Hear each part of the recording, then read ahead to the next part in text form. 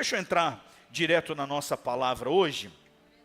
Vamos falar sobre a obra consumada da cruz no nosso processo de cura, de libertação.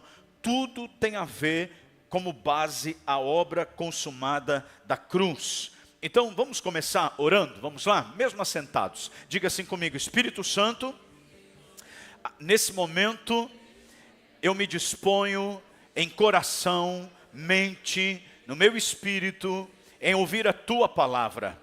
Que nada venha arrebatar a tua palavra, o teu ensino do meu coração. Em nome de Jesus, amém e amém e amém e amém. João capítulo 19, versículo 30. Vamos ler alguns textos aqui. E o primeiro, João capítulo 19, versículo 30.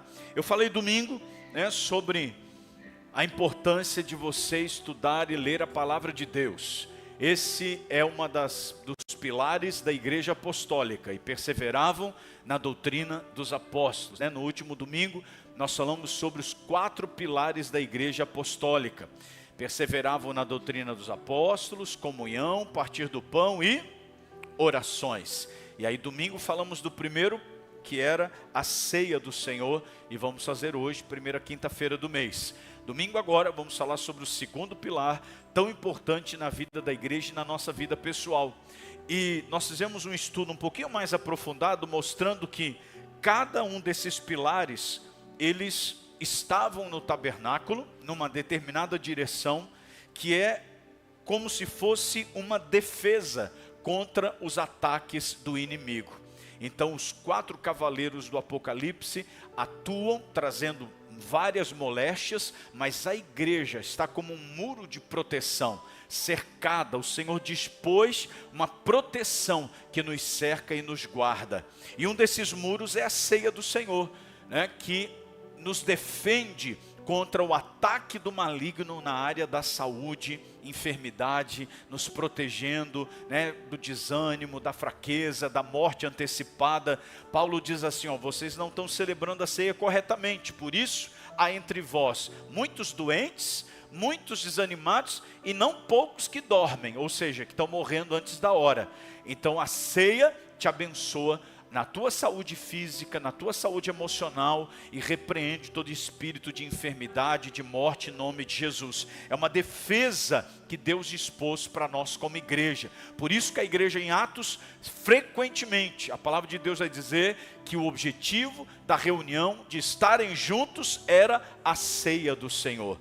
Em Atos, que a Bíblia vai dizer que eles se reuniram com o objetivo de partirem o pão. O apóstolo Paulo estava presente e aproveitou a oportunidade para levar a palavra, e ele estendeu o discurso até tarde da noite. Mas o objetivo principal deles estarem juntos era para a ceia, para celebrarem juntos a ceia. De quebra, ouvia o Paulinho. Privilégio, né, irmãos? Ouviu o apóstolo Paulo? Mas veja, o objetivo, a propaganda da igreja não era assim: venha hoje à noite no culto, porque estará conosco o apóstolo Paulo, trazendo os ensinamentos da palavra de Deus. O homem que foi até o 3º céu. Olha que propaganda boa para o culto, né? O homem que até os seus aventais, até os seus lenços curam os enfermos. Essa não era a divulgação. A divulgação é essa: vamos estar juntos. Por quê? Porque nós vamos partir o pão. Isso já bastava para a igreja estar junto. Vamos celebrar o Cristo, vamos partir o pão juntos, vamos beber o cálice juntos. E obviamente estamos juntos, vamos aproveitar para compartilhar e crescermos na palavra de Deus. Amém? Então, domingo agora vamos continuar falando, são 4 ministrações da série, os 4 pilares da igreja, para o nosso crescimento e para a nossa proteção. Então não falta o domingo não, vamos no segundo pilar, bênção de Deus. Amém? Bom, e eu falei no domingo sobre a importância da questão da palavra, para a gente não esquecer, daquilo que é ministrado, da palavra que é falada. Antigamente a pessoa vinha com a Bíblia, Hoje a maioria de nós viemos com a Bíblia no celular e tal, e acaba não trazendo a Bíblia de papel. Quem trouxe Bíblia de papel hoje? Tem alguém com Bíblia de papel? Tem ainda os últimos moicanos, ainda tem, eu particularmente ainda sou das antigas, né? Eu não consigo ler livro em iPad, iPod, não consigo, né? Eu preciso, mas aí é nós, né, pastor Divino? Né?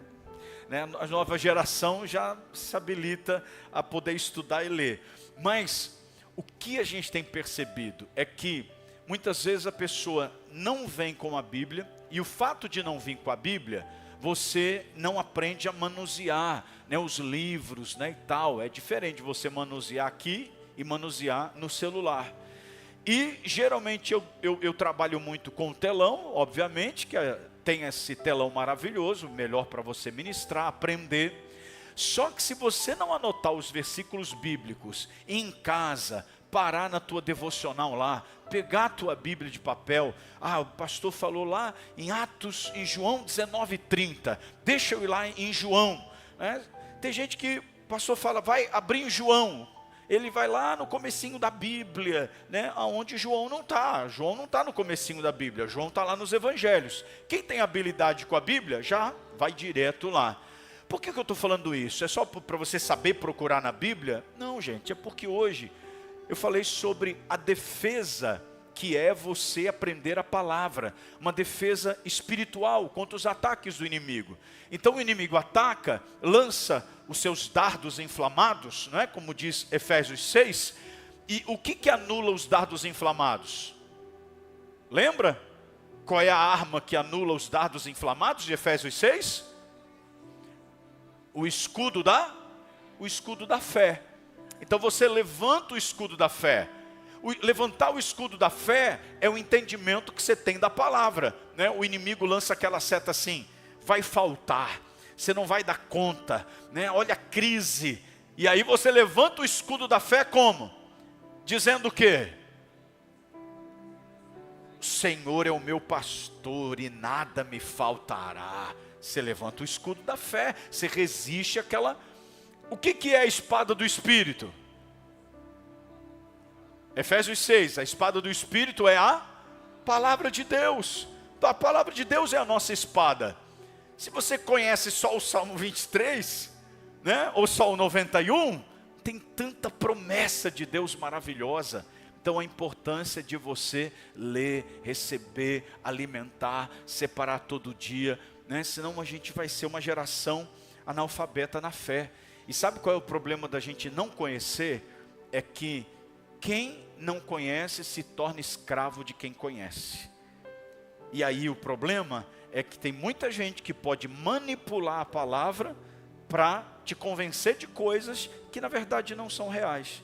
Não é realmente o que está escrito na palavra que está tão claro aqui para nós. Amém, queridos? Então que Deus nos abençoe e nos dê muito crescimento nesse ano, que essa coluna da doutrina dos apóstolos, né, que é o ensino de Cristo, seja fortalecida na vida da igreja, em nome de Jesus. Posso ouvir o amém? Amém. Vamos ler João 19:30, vamos lá? 1, 2, 3 e...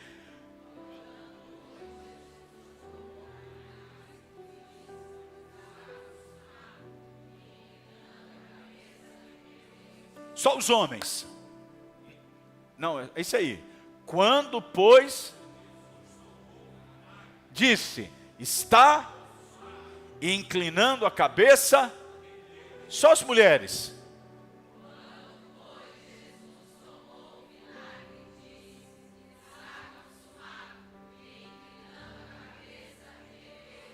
Está consumado, irmãos, é uma declaração de vitória. Então leia assim, no está consumado, você grita se for preciso. Vamos juntos? Quando, pois, Jesus tomou o vinagre, disse, e inclinando a cabeça, rendeu o Espírito. Aplauda ao Senhor, porque Ele consumou. Aleluia. Fala comigo, está consumado. A expressão grega tetelestai, que significa está pago por completo, missão cumprida, nada a acrescentar, está consumado. A obra consumada da cruz fala que tudo que Jesus realizou foi completo. Ele resolveu o problema de uma vez por todas, por meio da sua morte e da sua ressurreição. Ela não é algo que está em andamento, não é algo que depende de obras humanas, nada precisa ser acrescentado. Fala comigo, é obra completa, perfeita e eterna. Guarda isso, a obra da cruz, a obra consumada da cruz, ela é, em primeiro lugar, completa. Isso significa que o preço foi pago completamente. Foi uma obra perfeita. Não houve falha no plano de Deus. Foi tudo perfeitamente planejado pelo Pai. E é eterna. Não precisa de um novo cordeiro daqui 10 anos, daqui 100 anos, daqui 1000 anos, não. Até Jesus voltar, acabou. É eterna. Olha o que diz Hebreus capítulo 10, versículo 12. Hebreus 10, 12. Vamos ler juntos. Vamos lá? Jesus, porém, tendo oferecido para um único sacrifício pelos pecados, assentou-se à destra de Deus. O sacerdote lá do Antigo Testamento, ele entrava no Santo dos Santos, fazia todo o serviço do tabernáculo, mas não tinha cadeira para ele sentar. Não tinha cadeira. Tinha, lembra do que tinha no Santo dos Santos? No santuário? O candelabro. Quem estava domingo? Quem estava domingo?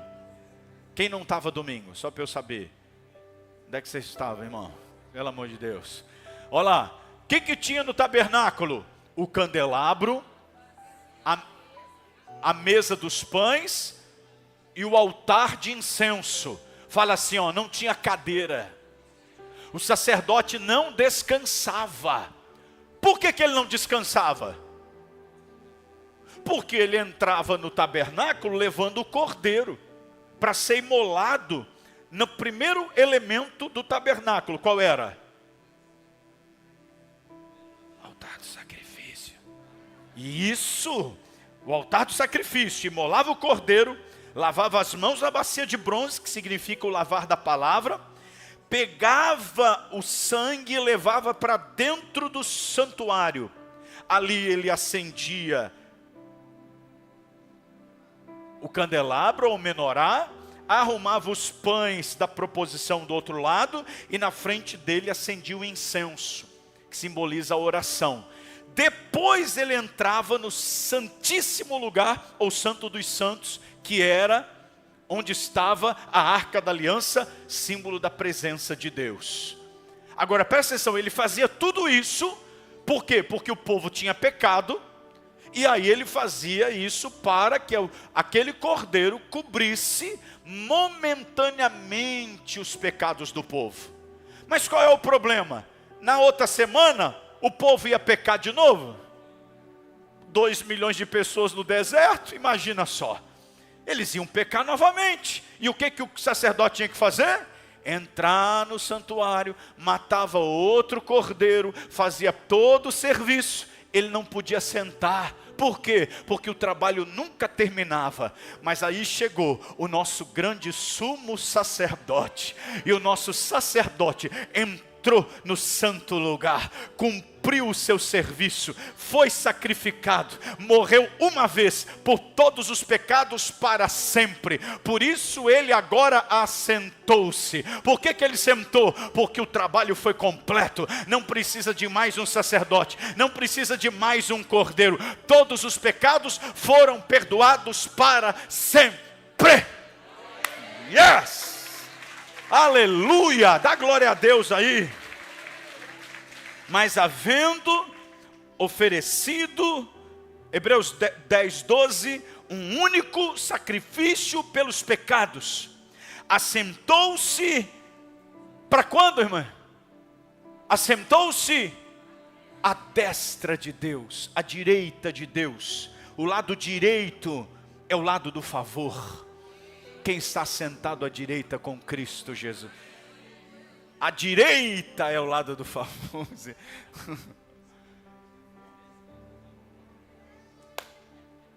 E a Bíblia diz que eu e você estamos assentados com Cristo Jesus à direita de Deus Pai.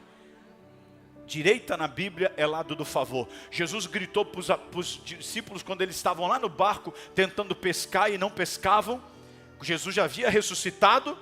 E aí Jesus da praia gritou assim: lancem à direita. Por quê? Porque o lado direito na Bíblia simboliza lado do favor. É o lado que você está. Você está debaixo. Quem já tem Jesus como seu Salvador, dá um grito de glória.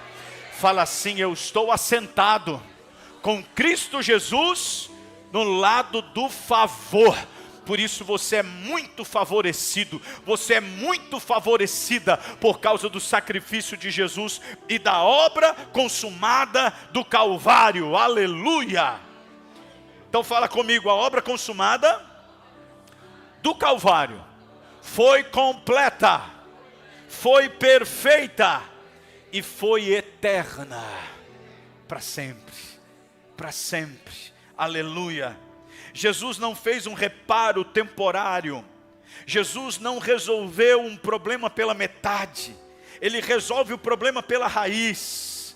Ele faz a obra da purificação completa. E o que a obra da cruz nos proporciona? O que você tem e que você pode dizer assim: essa é minha herança, é direito meu, eu posso reivindicar, porque é uma promessa do Senhor Jesus liberada, que Ele conquistou na cruz do Calvário, e que você pode dizer: eu tenho isso, é meu, eu recebo, eu tomo posse em nome de Jesus. O Senhor me deu e eu a recebo em nome de Jesus. Já nos foi dado, tudo que eu vou falar aqui já está à nossa disposição. Pela fé, a maioria que já recebeu, já entendeu, já toma posse, só vou lembrar. Mas caso alguém tenha esquecido ou não sabe, você vai dizer pela fé: é meu, é minha herança, eu recebo em nome de Jesus. A revelação e o cumprimento da palavra vem pelo conhecimento, e quando você conhece, tem a revelação, você a recebe pela fé, em nome de Jesus. Amém, amados? Então, o que a obra da cruz nos proporciona? Colossenses 2, verso 13 e 14. Olha o que aconteceu na cruz.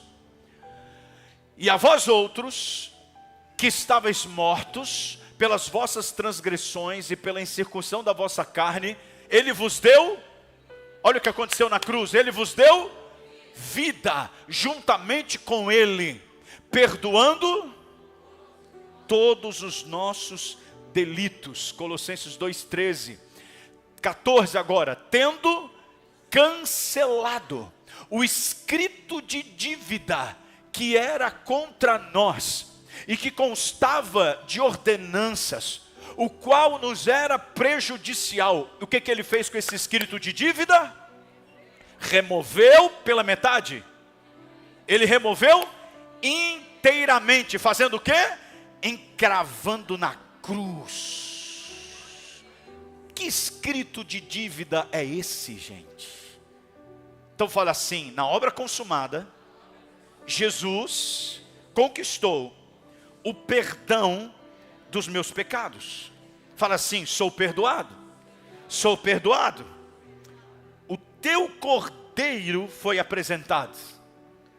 Hoje, quando nós cultuamos a Deus, nós viemos aqui muitas vezes com os nossos pecados. Você é um santo de Deus. Nós pecamos pouquíssimo. Por que tem gente que não disse amém? Fala assim: eu sou um santo, um escolhido. O pecado na minha vida é um acidente de percurso. Amém? Fala para o teu irmão: mas é muito raro. Estou quase sendo arrebatado de tanta perfeição.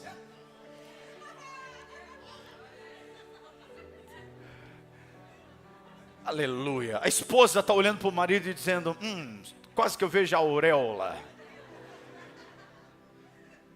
Aleluia. Mas é assim? Você é um santo, perfeito em Cristo. É assim que Deus te vê, pelo sangue de Jesus. Deus não nos vê como pecadores. Quando Deus olha para você, se você aceitou Jesus, Deus não te vê mais como um pecador, Deus te vê como santo.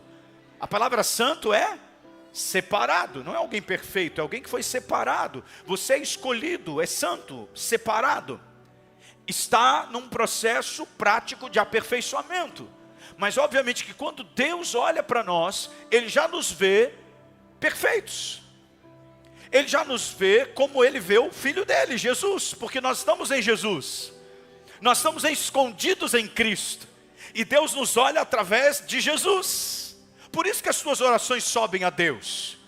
Por isso que a nossa adoração sobe como incenso. Por isso nós podemos estar celebrando, eu posso pregar, porque quando Deus nos vê, Ele nos vê pelo sangue do Filho dele. E pelo sangue do Filho dele, Ele te vê purificado, perdoado, santificado, separado. E é isso que você é. E é assim que a gente vence as tentações, é assim que a gente vence o pecado, é lembrando quem nós verdadeiramente somos nele. Então se você ficar dizendo, não, mas eu sou pecador, eu sou pecador, eu sou pecador, o que você vai fazer? Vai pecar. Mas se você ficar dizendo, eu sou santo, eu sou escolhido, eu sou lavado pelo sangue do Cordeiro, eu sou como Ele é neste mundo, como diz 1 João 4, aleluia. Então a santidade do Cristo vai se manifestando cada vez mais, cada vez mais. Eu falo sempre que nós fomos bem orientados a confessar pecado, mas confessar o pecado é só uma parte. A gente precisa declarar e confessar quem pela fé nós somos. Porque às vezes você confessa o pecado e fica ali, limitado ali, amém, foi perdoado, acabou. Mas e agora? Agora você tem que alimentar a tua nova criatura. E você não é mais aquele pecador do mundão. Agora você recebeu a revelação da palavra. Então você foi justificado, perdoado, abençoado. Está sentado à destra direita do trono de Deus. Então às vezes você é crente, está lutando contra uma determinada área da tua vida de pecado e tal. Como é que a gente vence? Como é que a gente vence? É declarando quem pela fé você é. Pela fé você já é. Você tem que se olhar como Deus te vê. E Deus te vê como um filho amado. Deus te vê como um filho precioso. Como alguém escolhido por Ele. Como alguém que já está santificado. Lavado pelo sangue do Cordeiro. Que é o que nos santifica. Você não é santo porque pratica a santidade. Porque é santo pelo sangue de Jesus. E isso nos ajuda a praticar a santidade. Você está entendendo? Amém? Então o que a gente tem que reforçar? E pela obra da cruz, a gente pode fazer isso. Porque o sangue foi derramado. Por causa da obra consumada, está pago. Eu sou lavado pelo sangue do Cordeiro. Eu sou justificado. Eu sou perfeito em Cristo Jesus. Aleluia, e vou caminhar em vitória, crescendo na fé a cada dia, vivendo para a glória de Deus em nome de Jesus. Quantos podem dizer amém? Romanos 5:1, fomos justificados diante de Deus. Romanos 5:1, vamos ler? Justificados, pois, temos agora paz com Deus por meio do nosso Senhor Jesus Cristo. Então, pela obra consumada, você foi justificado. Fala comigo assim: não sou apenas perdoado, mas sou declarado justo. Não há na sua folha corrida espiritual nada que consta contra você. Já viu aqueles pregadores que gostam de assustar a igreja? Porque diante de Deus naquele dia estará o seu livro. O que estará escrito lá? Os irmãos já começam a arrepiar. Fala, Jesus, não quero nem ver o meu livro. Vai estar um filme de terror. Só que no livro, no teu livro, se você entregou a sua vida a Jesus, diante de Deus, na memória do Pai, não estará os seus pecados, mas diante de Deus estará só as coisas boas que você realizou. É lindo isso. Hebreus capítulo 11, nas descrições dos heróis da fé, você vai ver Davi, Sansão, Moisés, Abraão, José, todos os homens de Deus do passado que pela fé fizeram tantas coisas. E o autor de Hebreus, ele vai citar vários homens e mulheres do passado e vai contar as coisas boas que eles fizeram. E ele fala então de Moisés, que preferiu ser maltratado com o povo no deserto do que usufruir os prazeres transitórios do pecado, porque ele contemplava o galardão. Fala de Moisés, que pela fé saiu em terra estranha e foi para a terra que Deus ia mostrar. Fala de Davi, o grande rei Davi que matou Golias. Fala de Baraque, de Sansão. Sansão está entre os heróis da fé. Mas a maioria das mensagens de Sansão, o que a gente ouve de Sansão? Hein, João? Que ele botou a mão lá no leão, que não era, né, tinha o contrato lá do Nazireu, e só fala negativo do Sansão.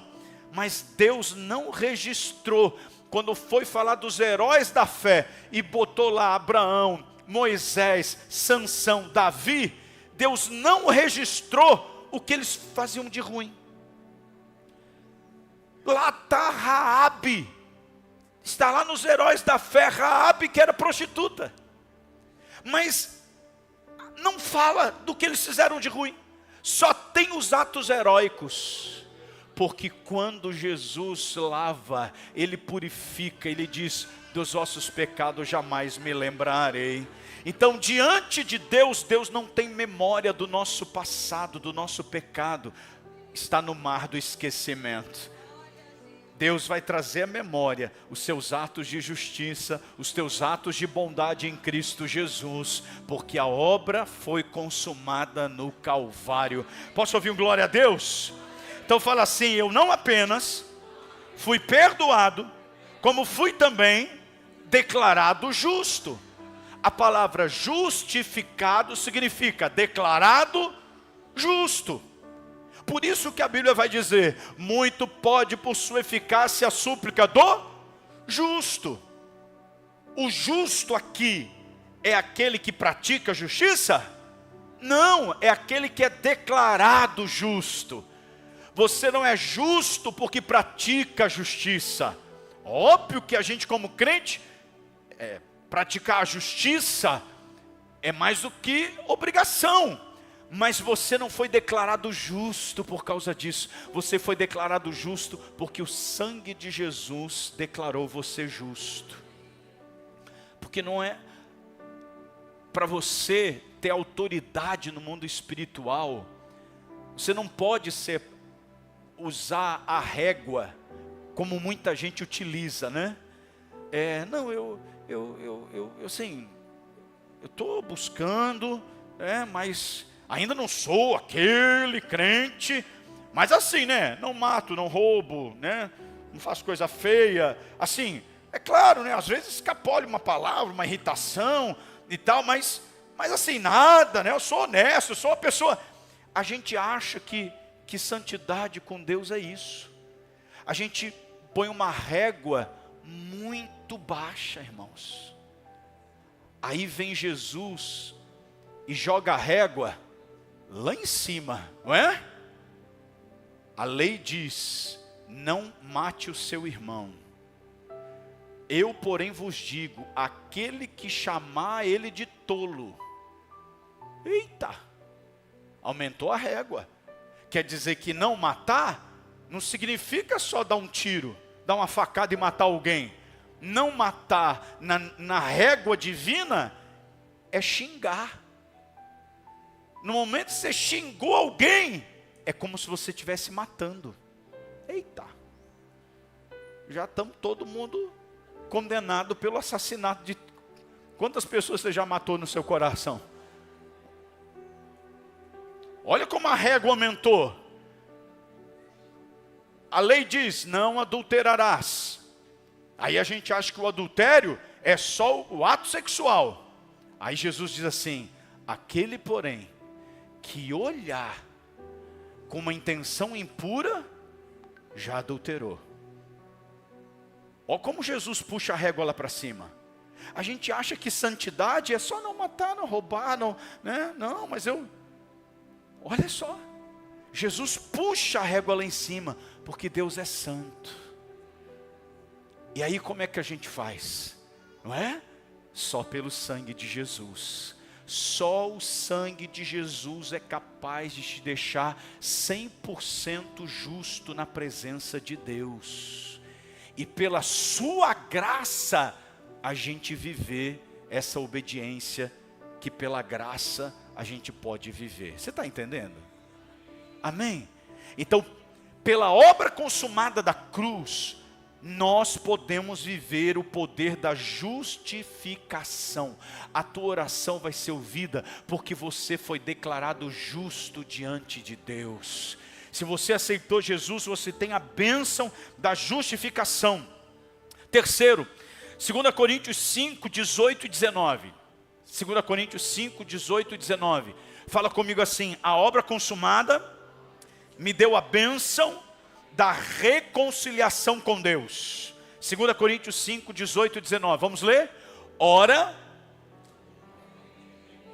que nos reconciliou consigo mesmo. Como que Deus reconciliou o homem com Ele mesmo? Por meio de... E agora Ele nos deu, qual ministério? O da reconciliação. Verso 19. A saber, lê comigo, que Deus estava aonde? Em Cristo, reconciliando consigo. Quando que Deus estava com Jesus reconciliando consigo o mundo? Quando? Na obra consumada, na cruz. Quando Cristo estava sendo crucificado, Deus estava pagando o preço junto com Cristo, e Ele estava reconciliando o mundo afastado de Deus por causa do pecado, não imputando aos homens as suas... O que significa isso? Não imputando aos homens as suas transgressões. O que significa isso, gente? Alguém sabe? O que você acha? O que a Bíblia está dizendo? Não imputando aos homens as suas transgressões. O que isso significa? Alguém sabe? Alguém sabe dizer isso para mim? O que significa? Não creditou o pecado ao homem. E aí? O que isso significa? Hein? Não imputando aos homens as suas transgressões, e nos confiou a palavra da reconciliação. Imputar, o que significa a palavra imputar?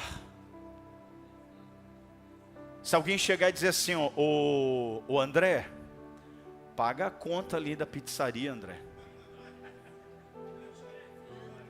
Você comeu semana passada, não é revelação não, viu? Nem cobrança, é hipotético, né?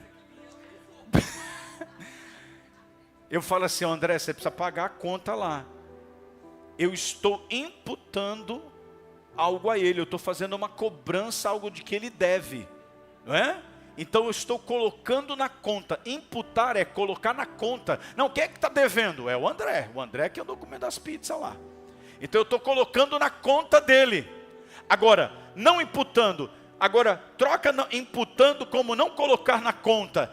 Deus não coloca na conta dos homens as suas transgressões. Ou seja, Cristo na cruz morre. Quando Ele morre pelos pecados, porque o pecado é o que separava o homem de Deus.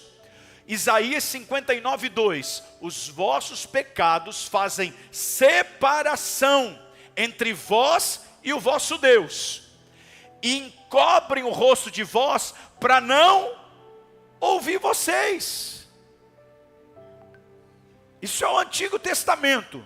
Cristo não tinha morrido. Se Cristo não tinha morrido, a barreira do pecado estava lá. Por mais que o homem tentasse chegar até Deus, ele podia? Não, não é como hoje, irmãos. Por que alguém pode entrar aqui e dizer assim, eu quero aceitar Jesus? e você faz uma oração, ele confessa a Jesus, o nome dele é escrito na vida e ele é salvo. Por quê? Por causa da obra consumada do Calvário. Se a gente tivesse no Antigo Testamento, não podia fazer isso. Por quê? Porque ainda existia a barreira do pecado. Ele só seria aceito se ele trouxesse um cordeiro, o sacerdote ia matar o cordeiro, ia fazer todo o ritual de purificação, e ele sairia perdoado. Mas como ele ia cometer pecados de novo, na outra semana ele tinha que trazer outro cordeiro. Você está entendendo o que significa esse versículo de Isaías? Só que eu não posso mais usar esse versículo de Isaías hoje. Por quê? Porque Cristo veio. E Cristo rompeu com a barreira do pecado. Por isso ele diz: vinde a mim todos. O véu do santuário, quando Jesus morria na cruz, o véu do santuário se rasgou de alto a baixo. Por que de alto a baixo? Porque Deus veio se reconciliar. É Deus fazendo a obra para o homem. Não é o homem buscando a Deus, mas é um Deus cheio de amor buscando o homem. O véu rasga de alto a baixo, porque é Deus se reconciliando com a gente. E aquele véu impedia o povo de se achegar a Deus. Só o sacerdote, no seu turno, em períodos longos, podia entrar lá na presença de Deus. Sabe por que hoje, qualquer ser humano, qualquer homem na terra, que disser assim: oh meu Deus, em nome de Jesus, ele só fala isso, pode ser o pior dos pecadores. Espiritualmente ele vai ser transportado para o santo dos santos. Deus não vai imputar o pecado dele. Deus não vai botar na conta o pecado dele. Deus não vai dizer assim: espera aí, tem alguém me chamando aí. Quem que é? Vê lá, Gabriel. Vê lá, Miguel. Ó, Senhor, é o Renato. O Renato? Aquele grandão? Ou é o Renato? Dá uma olhada aí, vê se ele tem muito pecado lá. Não, Senhor. Ele invocou o nome de Jesus. Então não imputa, não coloca mais na conta. A barreira do pecado foi removida, porque Cristo venceu. E agora, deixa lá o versículo de Coríntios, ele nos deu o ministério, fala assim: o meu ministério é o da reconciliação. Porque muita gente acha que ele não pode vir para Deus porque ele é pecador. Tem um monte de gente que não vem para a igreja porque ele pensa assim: cara, mas eu erro demais, eu sou muito da pá virada, eu não posso ser crente, o que eu vou fazer lá dentro da igreja? Então nós temos a missão de dizer para esse pecador o seguinte: ei, pode ir, porque ele não leva mais em conta o seu pecado foi perdoado por ele lá na cruz. Você só precisa aceitar Jesus como seu Senhor e Salvador. Ele está te aceitando, Ele está te recebendo. Vem do jeito que você está, porque quando você aceitá-lo, você não vai sair do mesmo jeito, você vai ser transformado. Pode vir o seu pecado, não é mais impedimento para você vir, pode vir, e o resto é com Ele, a transformação é com Ele, o milagre é com Ele, a obra da salvação é com Ele. Alguém pode glorificar o nome do Senhor por isso? Aleluia! Então tire da cabeça das pessoas essa ideia: ah, eu sou pecador, Deus não vai me aceitar, para que eu vou lá no culto, se eu fico fazendo um monte de bobagem aqui fora? Não, você tem que dizer, a pessoa tem que saber que ela foi perdoada. Ela foi perdoada, o problema do pecado foi resolvido, ela só precisa de Jesus. Jesus entrando no coração dela, e aí a vida é refeita, porque Jesus vai fazer a obra na vida dela. Pastor, mas ela tem que abandonar o pecado. Claro, mas não é eu e você que vão fazer ela abandonar o pecado, é Jesus.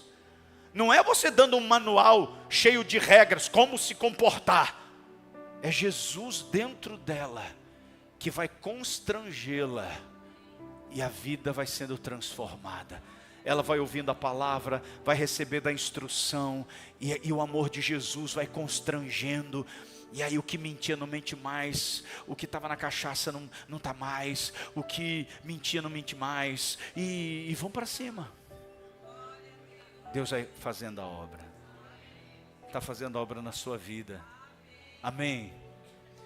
Acesso livre à presença de Deus, Hebreus 10, 19 a 22, fala comigo, pela obra consumada, bem forte, vai, pela obra consumada do Calvário, eu tenho acesso à presença de Deus, acesso livre à presença de Deus. Temos, pois, irmãos, vamos lá? Tendo, pois, irmãos, intrepidez para entrar no Santo dos Santos, pelo sangue de Jesus. Deixa aí, por quê? O livro de Hebreus, veja, ele foi escrita para os hebreus. Olha que revelação. Por que ele foi escrita para os hebreus? E é muito interessante você perceber isso. Porque o livro dos Hebreus vai provar, com textos do Antigo Testamento, de que o Cristo que veio era realmente o Filho de Deus. Eles não precisavam esperar outro. Então, o autor de Hebreus, a gente nem sabe quem é o autor. É o único livro da Bíblia que não se sabe quem é o autor. Mas eu creio que propositalmente Deus escondeu o autor, porque é o próprio Deus falando diretamente ao seu povo de Israel, dizendo: olha, meu povo, aquele sacrifício que vocês faziam lá, não precisa mais, porque o Cordeiro de Deus já veio. O cordeiro que vocês sacrificavam lá, era mais um cordeiro, mas o meu filho foi o Cordeiro de Deus. Então ele vai fazendo sempre essa jogadinha. Ele vai no Antigo Testamento, olha, sabe aquele sacerdote do Antigo Testamento? É Jesus. Olha, sabe o Cordeiro do Antigo Testamento? É Jesus. Então ele vai sempre fazendo essa comparação. E aqui a mesma coisa. Que linguagem é essa? Você só vai entender isso aqui se você entender como que funcionava lá na antiga aliança. Do que ele está falando aqui? Entrar com intrepidez no Santo dos Santos, pelo sangue de Jesus. O que é isso? Porque lá na antiga aliança, a presença de Deus estava onde? Dentro do tabernáculo, depois dentro do templo de Salomão, num compartimento fechado, chamado de Santo dos Santos, através da Arca da Aliança. Ali Deus vinha com a sua glória. Quem que podia entrar ali? Uma pessoa, escolhida da tribo de Levi, no meio de 2 milhões de pessoas, só um podia entrar. Depois de passar por um monte de ritual de purificação, uma roupa toda especial, e depois de ter sacrificado o cordeiro, então ele entrava pelo sangue daquele cordeiro, ele ganhava acesso àquele lugar onde a glória de Deus descia. Eu estou falando lá da antiga aliança. Mas por que ele usa aqui a palavra intrepidez? Entre com intrepidez. Porque, gente, como tinha ainda a barreira do pecado, Cristo não tinha morrido pelos pecados, ele tinha que fazer todo um ritual. Matar o cordeiro, lavar as mãos na bacia de bronze, aspergir o sangue, tinha todo um ritual.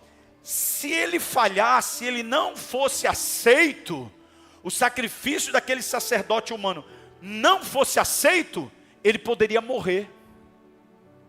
Por isso que ele entrava amarrado por uma corda. Porque se ele morresse lá dentro do Santo dos Santos, ele era puxado. Imagina se nós estivéssemos naquela época, se eu fosse o sacerdote, como é que eu ia entrar lá? Rosa,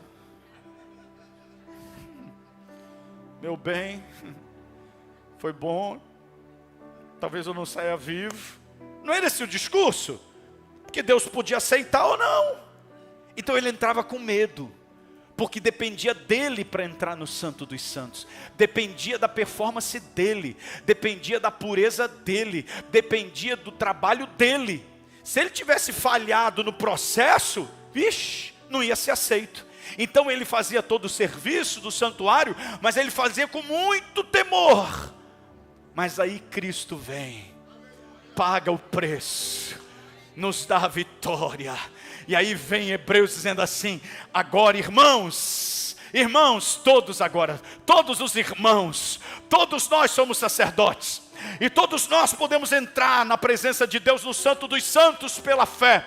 Todos nós. E podemos fazer isso com intrepidez, sem nenhum medo. Por quê? Porque nós entramos pelo sangue de Jesus, nós entramos pelo sacrifício do nosso sacerdote que é Jesus, nós entramos por Ele, e por Ele o sacrifício dele é perfeito, foi totalmente aceito, não há falha, o sacrifício dele foi perfeito e eterno, e nós louvamos, celebramos, pregamos, cantamos, oramos, vamos para casa, vamos dormir, vamos acordar debaixo do sangue do Cordeiro, e por isso estamos abençoados. Por isso você pode se apresentar na presença de Deus tendo a certeza,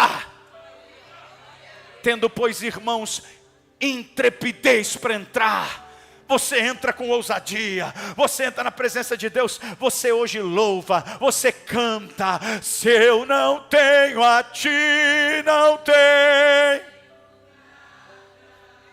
nada, eu sem ti, Senhor. Aí você entra e louva, e adora, e debaixo do chuveiro. Quem já se perdeu no tempo debaixo do chuveiro louvando? Você entrou no Santo dos Santos. Por quê? Porque o Cristo pagou o preço, pela obra consumada. Você entra pelo sangue de Jesus. Verso 20. Já estou terminando. Pelo sangue de Jesus, que é o novo e vivo caminho. O sangue de Jesus é um novo caminho. Qual era o caminho velho? Era do sangue do Cordeiro, era da lei. Qual é o novo? O sangue de Jesus. E vivo caminho. Porque o sangue de Jesus nos dá vida. Vida, cada vez que você participa da ceia, você recebe vida. Vida. Isto é, pelo véu, a sua carne. Porque na antiga aliança, o véu rasgou, mas antes, a carne dele foi rasgada. Para que o véu então fosse rasgado. Verso 21. E nós hoje temos um grande sacerdote sobre a casa de Deus. Quem é o nosso grande sacerdote? Nós todos somos sacerdotes do grande sacerdote Jesus. Verso 22. Aproximemo-nos então com sincero coração, em plena certeza de fé. Certeza pode vir sem dúvida, com coração sincero, com certeza de que você vai entrar na presença de Deus. Deus vai ouvir a tua oração. Por quê? Porque o teu coração foi purificado da má consciência e lavado o seu corpo com a água pura. Tudo isso fala da obra de Cristo na cruz. Então Cristo purificou o teu coração, purificou da má consciência do pecado. Agora você tem a consciência não mais do pecado, você tem a consciência que você foi lavado, comprado, redimido, salvo, o sangue foi derramado. Essa é a nossa consciência hoje. Por isso podemos nos aproximar dele, entrar na presença dele, ter essa conexão com ele. Verso 23. Por isso, guardemos firme a confissão da esperança, sem vacilar, pois quem fez a promessa é fiel para cumprir. Aleluia. Fala assim: eu tenho acesso livre à presença de Deus. Eu sei que já passou pela sua cabeça, você fez uma oração algum dia e pensou assim: será que Deus ouviu? Já passou pela sua cabeça isso? Será que Deus ouviu? Quem já pediu perdão mais de uma vez pelo mesmo pecado?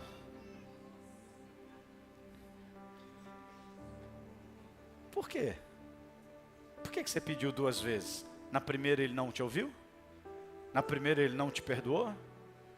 Você acha que Deus é um velho gagá? Que de vez em quando ele tem umas amnésias, umas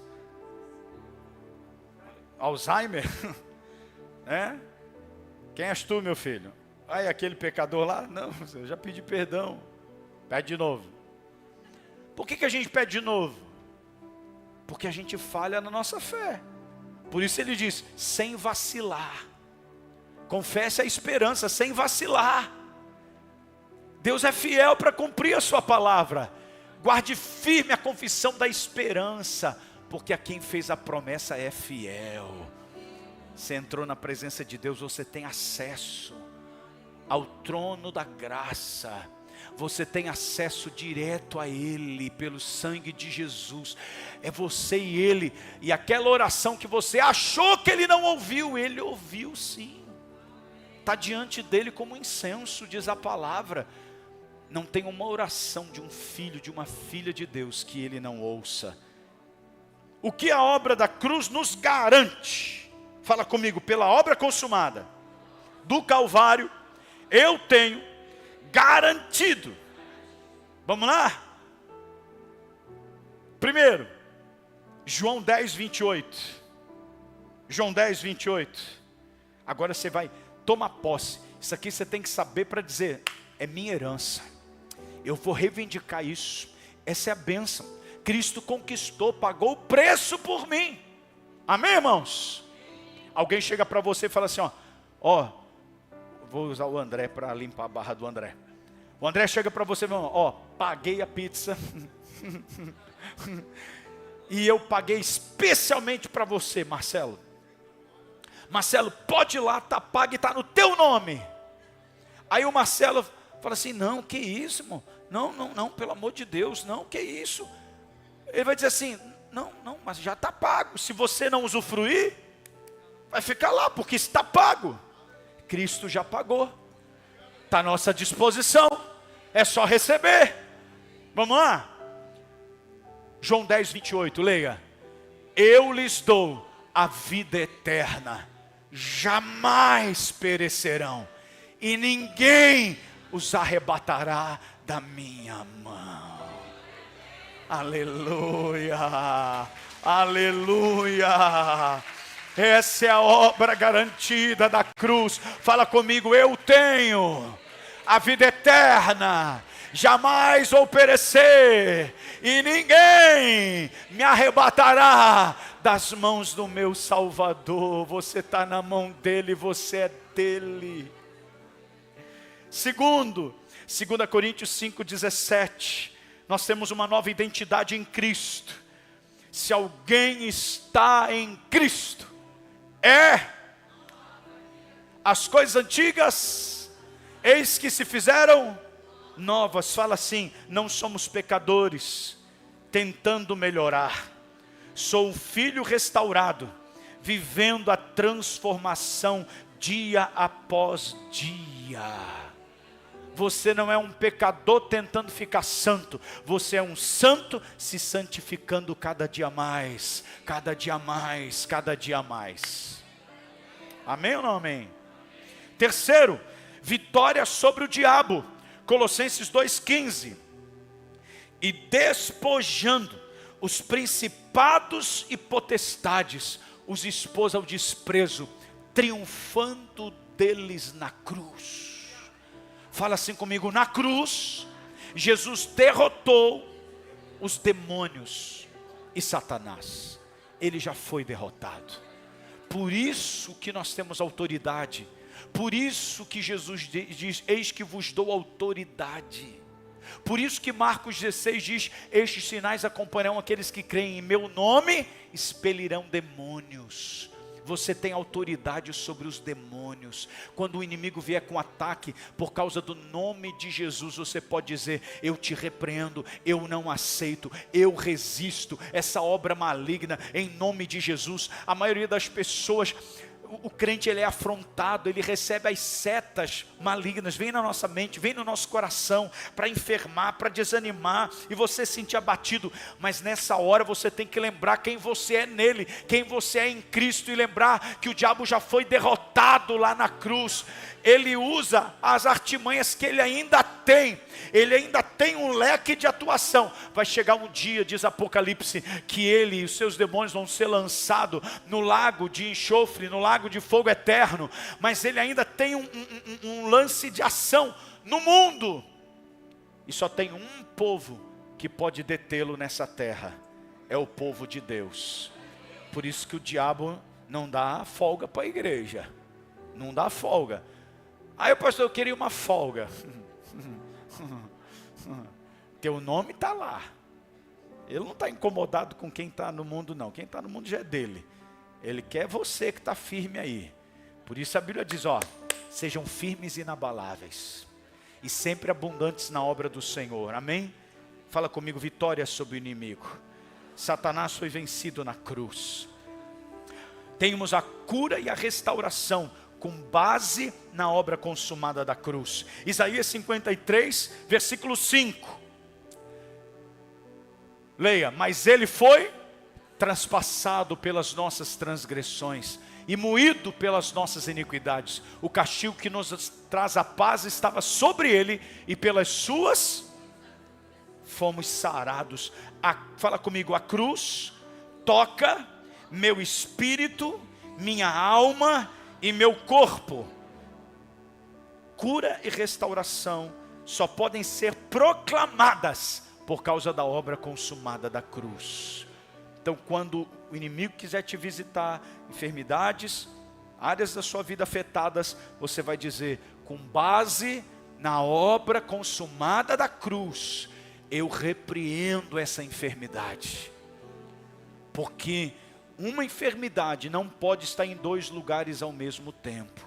Se Jesus diz que já levou, ela está teimosa em você. Então você tem que repreender, dizer, sai daqui em nome de Jesus, sai daqui esse mal, sai daqui essa obra maligna. Cristo já pagou o preço, Cristo já levou sobre si, Cristo já morreu por causa dessa enfermidade. Para terminar, Romanos 8, versículo 18, aleluia. Porque para mim, tenho por certo, que os sofrimentos do tempo presente não podem ser comparados com a glória que há de ser revelada em nós. Esperança e uma glória futura esperam por nós. Algo incomparável é o que Deus tem preparado como consequência da obra consumada na cruz do Calvário. A obra consumada da cruz nos chama a descansar, não a tentar merecer, a viver por fé e não por culpa ou medo, a obedecer por amor e não por medo. Obedeça porque você já é filho, não porque você vai receber algo no futuro. Obedeça porque você já é, ore porque você já é, buscamos porque já somos escolhidos, buscamos porque já somos abençoados. O crente já está em vitória. Você ora porque é vitorioso, não porque você será vitorioso. Você ora porque você já é abençoado, você não será abençoado. Nós oramos para materializar aquilo que já foi conquistado. Nós não lutamos pela vitória, nós lutamos em vitória, em nome de Jesus. Pastor, por que nós oramos? É para conquistar a vitória? Não, a vitória já foi conquistada lá na cruz. É por isso que nós oramos, porque já foi conquistado. É por isso que tomamos posse, porque já foi conquistado. É por isso que batalhamos, porque a vitória já é nossa pelo sangue de Jesus. É usada a autoridade, é usado o poder que nos foi dado. Foi pago um alto preço para você ficar calado, foi pago um alto preço para a gente aceitar as derrotas da vida, foi pago um alto preço para a gente ficar sendo massacrado pelo inimigo, pelas doenças, e aceitar como normal. Um alto preço foi pago. Levante-se em nome de Jesus e viva um milagre, porque alguém morreu para te fazer vencedor, alguém morreu para te dar vida, alguém morreu para te perdoar, alguém morreu para te salvar, alguém morreu para nos levantar, alguém morreu para dizer, você tem vida e vida eterna. Aquele que era são se fez doente, para que os doentes ficassem sãos. Quem aceita que pela cruz você é curado? Quem aceita que pela cruz você é perdoado? Quem aceita que na cruz a maldição foi trocada pela bênção? Quem aceita isso? Mas tem um detalhe. Em 2 Coríntios 8, de uma outra conquista que nós podemos reivindicar. 2 Coríntios, capítulo 8. Deixa eu achar o versículo aqui.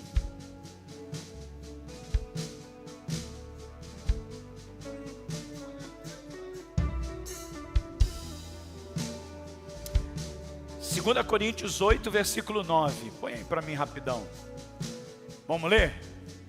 Pois conheceis a graça, o favor do nosso Senhor Jesus, que sendo se fez por amor de vocês. Para quê?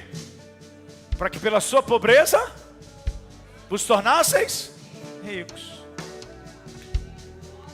Aí tem gente que fala assim: não, pastor, mas aí são as riquezas espirituais. Não é. Sabe por que não é? Porque todo o contexto de 2 Coríntios 8 é de dinheiro. Todo o contexto.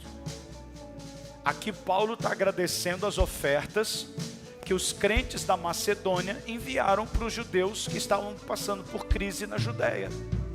Então o contexto aqui é de oferta, é de dinheiro, é de necessidade, é de escassez, é de fome, de um povo suprindo o outro. Então Paulo está dizendo assim: gente, vocês foram generosos, vocês repartiram, vocês abençoaram, e não fiquem com medo. Por quê? Porque Deus enriqueceu vocês na cruz. Na cruz Jesus não levou apenas maldição, doença, morte. Jesus levou a miséria, a pobreza. Porque obviamente, qual é o pai que quer ver o filho pobre? Ah não, a pobreza é uma bênção. Ficar sem dinheiro para comprar comida, que delícia. Isso é vontade do pai. Irmão, qual é o pai que em sã consciência deixa o filho passar fome? Se nós que somos maus sabemos dar coisas boas aos nossos filhos, quanto mais o nosso pai que está nos céus. Deus quer nos suprir e nos abençoar. Quem está comigo aqui? Então quando você vai ofertar, dizimar, sem medo, irmão, sem medo, mergulha, porque tem uma promessa sobre a tua vida. Fala assim: ele se fez pobre para me fazer rico. Eu estou suprido pela cruz de Cristo. Amém, irmãos? E quando você oferta, você está dizendo: eu creio nessa verdade. E quando eu aplico fé no que está escrito, a bênção vem. A graça é derramada. O favor é derramado. Há um favor de riqueza, de provisão para a tua vida em nome de Jesus. Todas as vezes que você semeia na casa de Deus. Quem está comigo aqui? Já entregaram? Já? Envelope, tudo? Tudo na mão aí? Vocês foram rápido demais. Então vamos levantar, vamos ofertar e vamos celebrar a ceia em nome de Jesus. Vamos? Levante as mãos, diga graças a Deus. Diga comigo assim: obrigado, Jesus, porque na cruz o Senhor, que era rico, se fez pobre para que pela sua pobreza eu me tornasse rico. Eu recebo essa bênção, a bênção da provisão. A obra consumada me supre, me abençoa e me prospera em nome de Jesus. Por isso eu trago minhas ofertas, porque não haverá falta de nada, mas o Senhor, conforme a sua palavra, multiplicará a minha semente, abrirá as janelas do céu e derramará bênção sem medida em nome de Jesus. Amém e amém.